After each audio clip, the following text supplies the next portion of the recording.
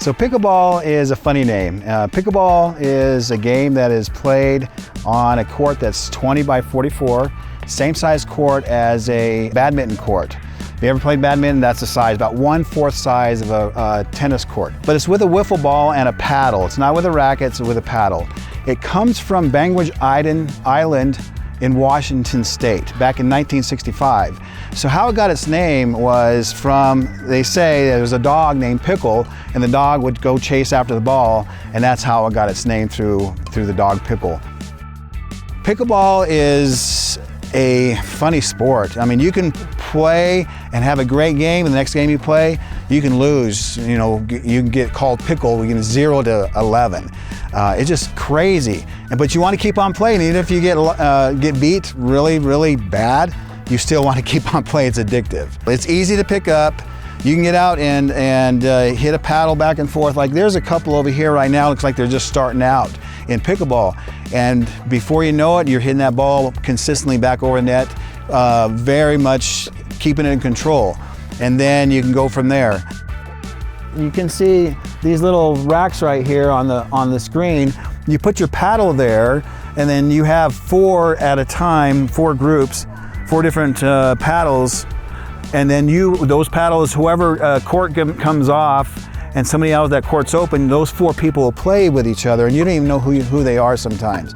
You're just mashed up with different people. And that's what's cool about pickleball, is you get to know other people just by playing the game with them for the first time and meeting them for the first time, and you become friends. There's a lot of people starting pickleball in their mid-50s to 60s, 40s, and you feel like your game, your athletic days are over, and they're not when it comes to pickleball. One of my memories is playing with a gentleman that's 86 years old, and he was in the Senior Olympics in tennis. He got gold 6 times, and he lives up here.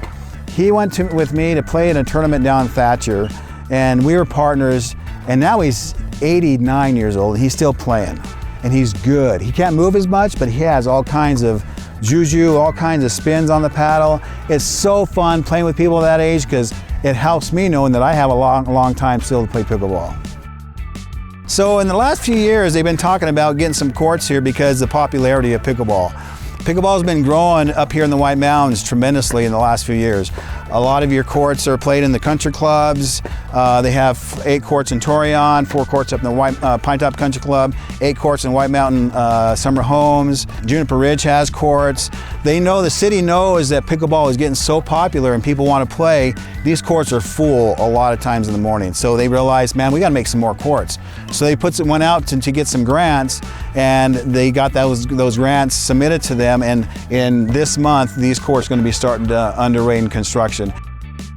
Every summer we have a tournament, which is Leroy DeWitt Memorial Tournament. He's the one that brought pickleball to me back in 2014. I didn't play for a whole year because of the name. I was coming from racquetball. But Leroy DeWitt, he was an ambassador and a pioneer to a lot of the game up here in Show Low.